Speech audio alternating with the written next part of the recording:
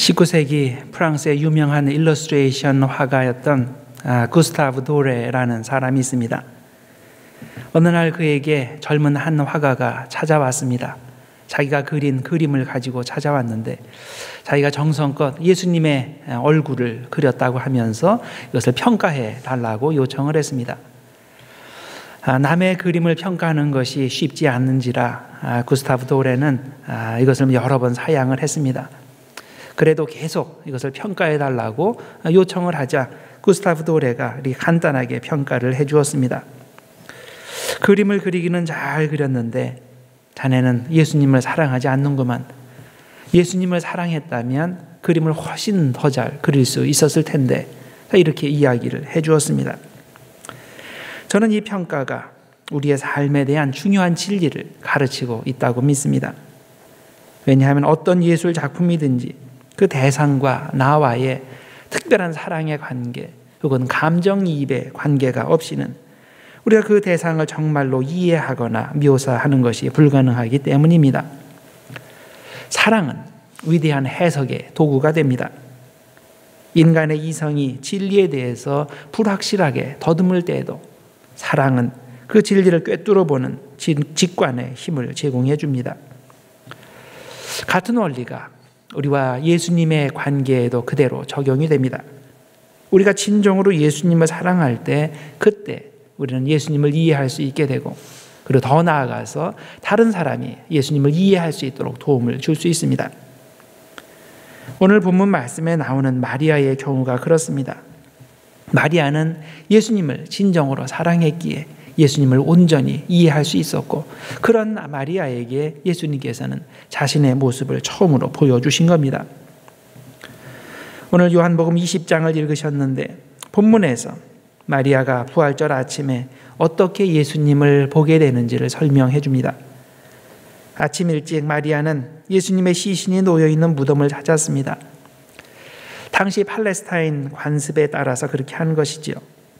고인이 무덤에 안치된 후에 그 고인을 사랑하는 사람들이 3일 동안 그 무덤을 찾게 되는데, 그렇지만은 마리아는 그 안식일 날 이 무덤을 찾을 수가 없었습니다. 그렇게 하면 안식일법을 어기는 것이 되기 때문입니다. 아시다시피 안식일은 그 토요일이죠. 그래서 토요일에 이것을 무덤을 방문할 수 없기 때문에 그 다음 날 아침, 부활절 주일 아침 일찍 이 여인이 무덤을 찾게 되는 거죠. 안식일은 그 다음 날, 그 안식일 다음 날 주일 새벽에 마리아가 그냥 무덤을 방문하게 되는데, 그런데 이렇게 무덤을 방문하게 될 때 가면서 한 가지 걱정이 생겼을 겁니다. 내가 가면 무덤 앞에 큰 돌이 이게 놓여져 있는데 그걸 어떻게 하지? 그 큰 돌을 혼자서 옮길 수가 없는데 하면서 다가갑니다. 그 돌을 옮겨야 이제 향품을 발라드리게 될 텐데 어떻게 하나 생각하면서 다가가는데, 근데 무덤에 다다랐을 때 어떤 일이 벌어집니까? 전혀 예상 밖의 일이 벌어졌죠. 돌이, 큰 돌이 이제 무덤에서 굴려져 있는 겁니다. 무슨 뜻입니까? 누군가가 사람이 왔다 갔다 하는 그런 뜻이 되는 거죠. 더욱 놀라운 것은 들어가 보니까 시신이 없어져 버렸습니다. 이제 그녀는 이 놀라운 상황을 혼자서 감당할 수 없어서 급히 마을로 달려 내려갔습니다. 그리고 요한과 베드로를 찾았습니다. 그들을 만나서 무덤에서 무슨 일이 일어났는지 호둥대며 이야기를 해 주었습니다. 베드로와 요한은 그녀의 말을 믿을 수가 없었습니다. 그녀가 너무나 횡설수설하게 정신없이 이야기하게 하기 때문에, 그리고 자기들 생각에 그런 일이 일어날 리가 없기 때문에 그 말을 믿을 수가 없었습니다. 그러나 이 소식은 그들의 즉각적인 행동을 유발하기에 충분한 자극이 되었습니다.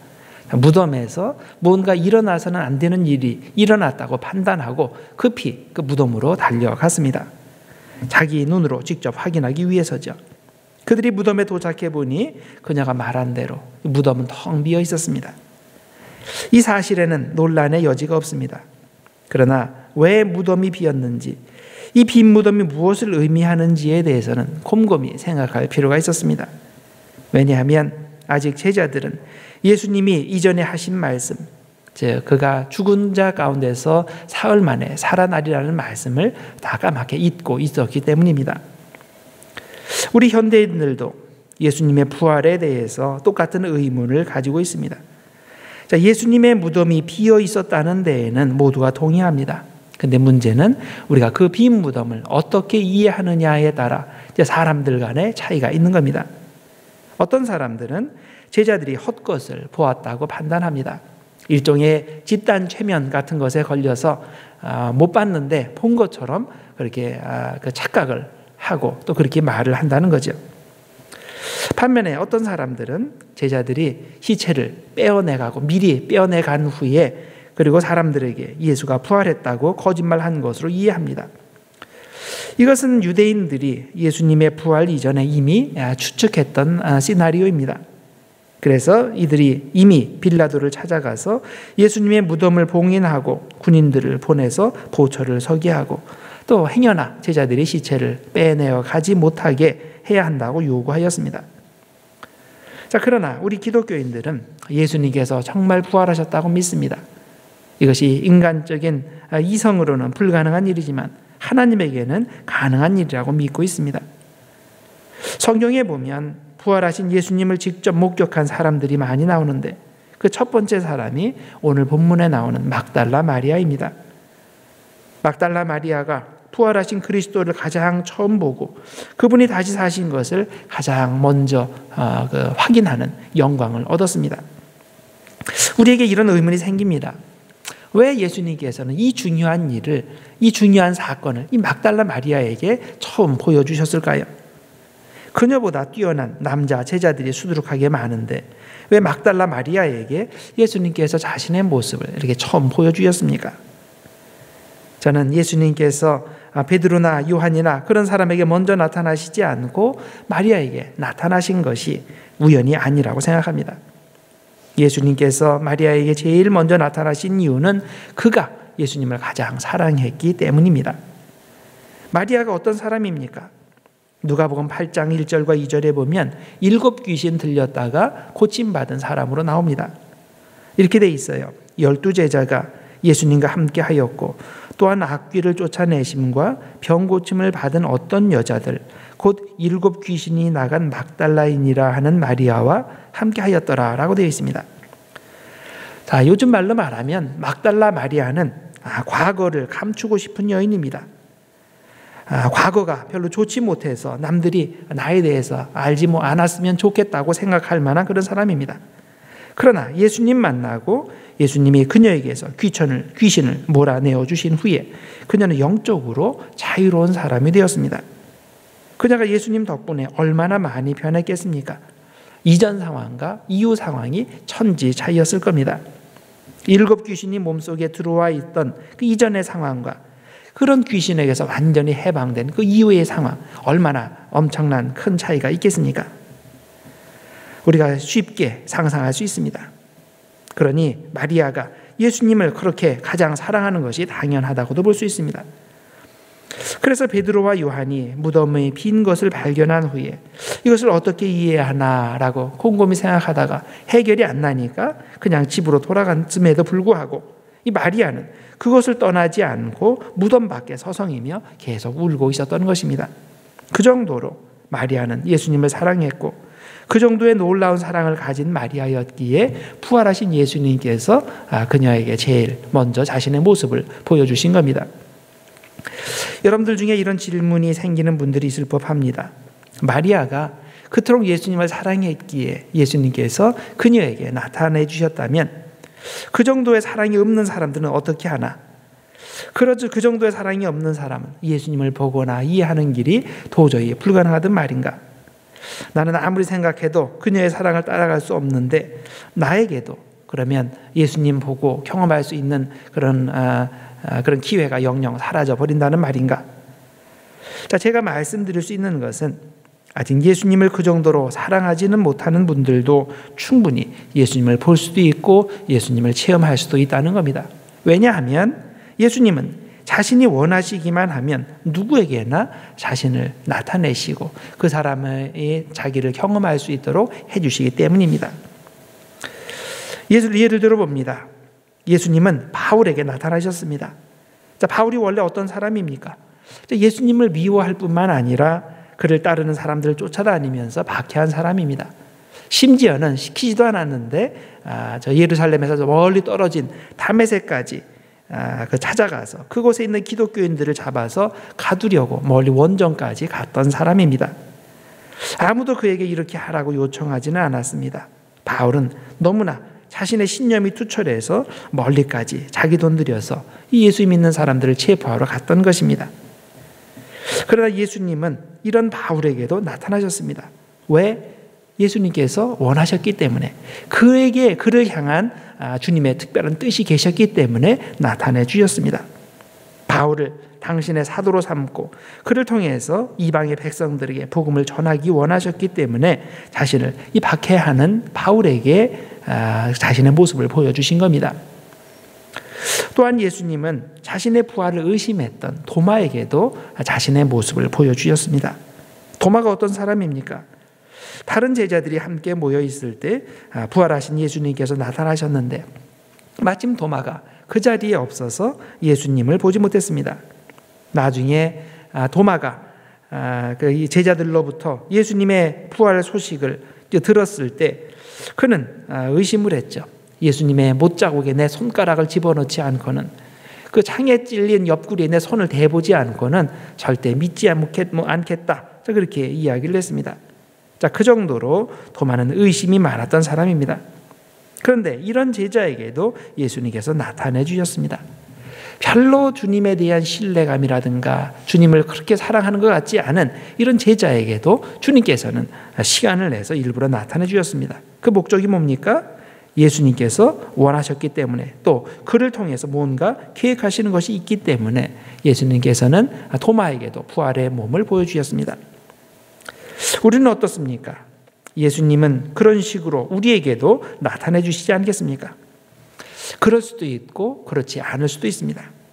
그것은 우리가 결정할 사항이 아닙니다. 아직 예수님을 진정으로 사랑하지 않는 사람에게도 예수님께서 어떤 목적을 가지고 나타내 주실지 아닐지는 우리가 결정할 사항이 아니라 예수님께서 선택하실 사항입니다. 그렇다면 우리가 정직하게 말해서 절대 마리아만큼 예수님을 사랑할 수는 없지만 그래도 여전히 예수님을 보고 싶고 경험하고 싶다면, 현실적으로 우리가 무엇을 해야 되겠습니까? 어떻게 해야 살아계신 예수님을 체험할 수 있습니까? 오늘 본문에 기초하여 이렇게 말씀드릴 수 있습니다. 우리가 예수님을 보고 경험하고 체험하기 위해서는 예수님께서 계시다고 생각되는 곳에 가까이 있어야 됩니다. 마리아의 경우는 무덤 근처가 될 것이고, 우리의 경우는 교회가 될 것이고, 또 말씀 근처가 될 겁니다. 우리가 될 수 있는 한 교회에 자주 나오고 다른 신자들과 교제를 나누고 예수님을 배울 수 있는 기회들을 많이 접해야 됩니다. 믿는 사람들이 모이는 곳이면 그곳에 찾아가서 함께 교제 나누기를 좋아하고, 성경 공부 말이 들리면 만사 제쳐놓고 그곳에 가서 공부하고, 또 어디 은혜 받는 자리가 있다고 하면 그곳에 가서 열심히 은혜 받고자 하는 이런 심령의 열심이 필요합니다. 그러면 반드시 예수님을 만나게 되어 있습니다. 마리아가 어떻게 해서 예수님을 만났습니까? 무덤을 떠나지 않고 근처에 머물렀기 때문입니다. 만약에 베드로와 요한도 이 마리아처럼 그곳에 계속 머물렀으면 예수님을 만날 수 있었을 겁니다. 그런데 그들은 그냥 집에 돌아갔는데, 마리아도 만일 그런 식으로 쉽게 집에 돌아갔다면 예수님을 만나지 못했을 겁니다. 후에 제자들도 어떻게 예수님을 만나게 되었습니까? 제자들이 함께 기도하며 함께 교제를 나누고 있을 때, 그때 예수님은 그곳에 나타나셨습니다. 그래서 우리가 믿음이 아직 확고하지 못하고 아직 부활하신 주님에 대한 확신이 없어도 우리는 계속 예배드리고 계속 성도의 교제를 하고 계속 열심히 주님을 찾으려고 노력해야 됩니다. 그러면 어느 순간인가 주님께서 우리를 만나 주십니다. 그 순간은 내가 결정하는 것이 아니라 주님께서 결정하시는 겁니다. 우리가 해야 될 일은 주님을 바라보며 계속 열심히 구하고 찾는 겁니다. 마태복음 7장 7절과 8절에 예수님께서 이렇게 말씀하셨죠. 구하라, 그러면 너에게 주실 것이요. 찾으라, 그러면 찾을 것이요. 문을 두드리라, 그러면 너에게 열릴 것이니 구하는 이마다 얻을 것이요, 찾는 이가 찾을 것이요, 두드리는 이에게 열릴 것이라 라고 하셨습니다. 여러분, 주님을 만나는 것은 모든 사람에게 동일한 시간에 동일한 방법으로 이루어지는 일이 아닙니다. 물론 예수님께서 원하시면 우리가 준비되지 않아도 우리에게 보여주시고 은혜 주시고 확신 주시겠지만은 그건 우리가 기대할 바가 아니고 우리는 우리가 할 수 있는 최선의 일을 찾아서 해야 됩니다. 열심히 구하고 찾고 문을 두드려야 됩니다. 그러면 주님께서 주님의 때에 주님의 방법으로 개별적으로 우리를 만나 주십니다. 여러분, 기독교의 본질은 부활하신 주님을 만나는 겁니다. 이 부활하신 주님을 만나지 못한 사람은 아직 진정한 기독교인이 아닙니다. 세상의 다른 종교들은 무덤을 중요시하지만 우리에게는 무덤이 없습니다. 우리는 살아계신 주님 만나는 것이 중요하기 때문입니다. 그래서 기독교인은 본질적으로 나는 주님을 만나봤다, 나는 주님을 안다라고 고백할 수 있는 사람인 것입니다. 여러분 모두에게 묻습니다. 여러분은 부활하신 주님을 만나보셨습니까? 살아계신 주님을 경험했습니까? 기독교는 우리가 머리로 예수님을 아는 것이 아니라 그분을 개인적으로 체험하며 아는 것입니다. 기독교는 예수에 대해서 논하는 것이 아니라 그분을 실존적인 차원에서 만나고 그분을 따라 순종의 삶을 사는 것입니다. 기독교는 나 자신이 예수님이 살아계시다는 것을 매일 경험하며 사는 겁니다. 성도 여러분, 부활의 주님을 끊임없이 구하고 찾고 문을 두드리는 그 신앙의 열심을 가지시길 바랍니다. 그래서 살아계신 부활의 주님을 만나고 여러분의 삶이 매일 부활의 기쁨으로 충만하게 되기를 주님의 이름으로 축원합니다. 다 같이 기도하겠습니다. 하나님 아버지, 이 부활절 아침에 부활하신 예수 그리스도를 인하여 감사를 드립니다.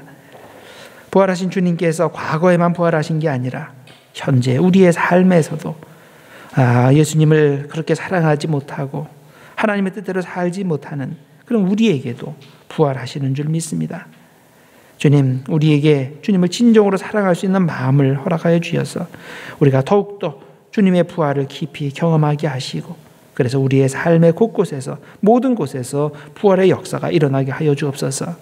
현재 여러 가지 고난의 상황 가운데 처한 모든 분들에게 이 부활에 주님께서 임하셔서 그들에게 위로를 허락하여 주시고 또 그들에게 주님의 능력으로 임하여 주시옵소서. 예수님의 이름으로 기도드리옵나이다. 아멘.